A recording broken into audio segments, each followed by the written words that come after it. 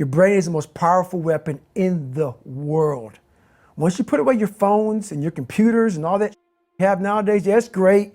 We're up to date. But your brain is the only thing you have when you're going through depression, when you're going through hard times, when you're going through death, real life. You can't Google that, man. You're alone.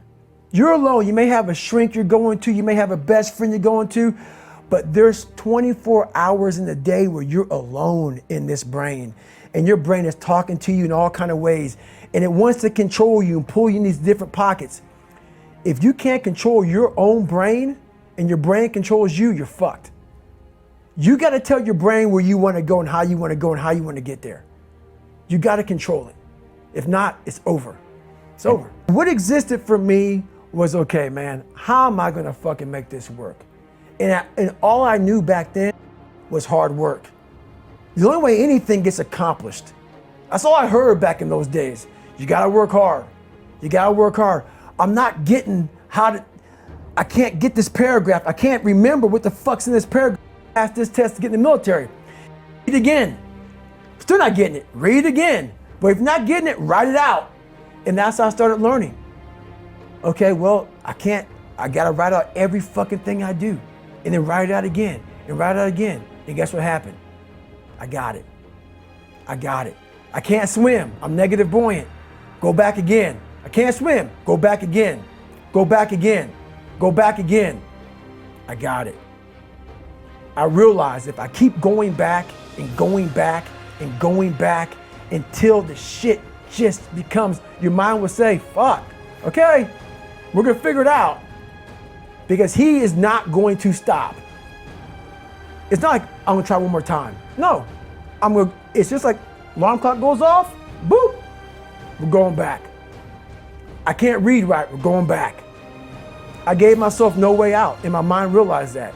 They said, okay, we're gonna adapt and overcome now. Like a lot of people say, like when I say trying hard, your mind knows, man. It knows bullshit me, man. This guy's lying. There's no truth behind it. When I was in Navy SEAL training, people go, how were you there for 18 months? The program was only 6 months long. You were in 3 hell weeks in 1 year. No one's ever done that. How did you do that? Talk about the new norm. When I lived in a $7 a month place when I was growing up for a short period of time, I loved it. I didn't know any different. That was my norm. Once we moved out of that place, we moved to a $236 a month place. I was like, shit, I never want to go back to that little piece of shit. But if you go back to that $7 a month place and you realize this is where I live, this is all I got, your mind says, roger that, this is home. So when I was going through Navy SEAL training for 18 months and going back through all the hard parts over and over again, so after the first time, I knew it was gonna be a long journey there. My body was breaking down. It was just how it was going on. I said, you know what? This is my new norm. So my mind said, it's like going to work. Like you go to work, you put your suit and tie on.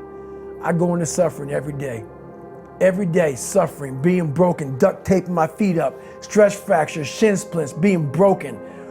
This is my new norm. And your mind says, if we're not broken, this ain't normal.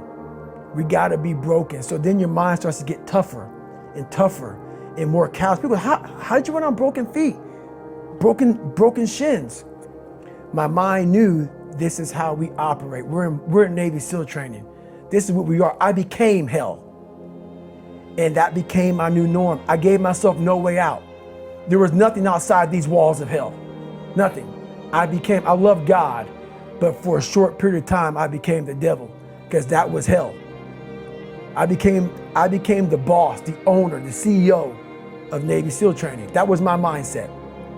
And that's how you get through things. You immerse yourself in wherever it is, and you become that. You become that and give yourself no way out. I realized how the brain works. I figured out how the brain works. I'm a kid, and that's what gives me so much power. I had no foundation, and I built this off of just researching the mind. The feeling you get is basically invincibility. you realize that you can't do it all the time. When you need to do it, I know I can go to a place that I can live in. And when you know that you can run on broken legs and you can do certain things that a lot of people can do, but they're not willing to do, this power, this sympathetic nervous system of fight or flight, and you're fighting, it gives you this charge of energy of when you're sitting there at 3:30, 4 o'clock in the morning and you're duct taping your feet up because they're broken, and you're doing it by yourself, and arguably one of the hardest training in the world. And these guys, most of them are healthy, and you're going through it broken, and you're already at a disadvantage, but you're still there. You can feed into that and tap into that for a lot of power. But if you look at it, well, I'm broken, man. Like, I'm not gonna make it. But if you look at it as, man, I'm broken and I'm still here. And I'm fighting, and I'm gonna find a way to get through this because I have no other place to go. It gives you a lot of power. When things start to suck really, really bad, my brain and a lot of people's, they don't go to the people that call you or your dad beating you up. Your brain says, we gotta get the fuck out of here. This is miserable. So anger goes away a lot of times when you're suffering because it says, we gotta run, go. So that anger is not popping up saying, oh, I wanna show them. I wanna show those people. No, there has to be a much deeper. When I say deeper, it has to be down to mineral soil. It has to be down to that nice mineral soil where nothing can burn. You can't burn dirt. So it has to be down that low, that literally is something in you that's at the core of your soul. But you don't find it unless you spend a lot of time with what you want to be in life. I to you. Right. You can't give it to somebody.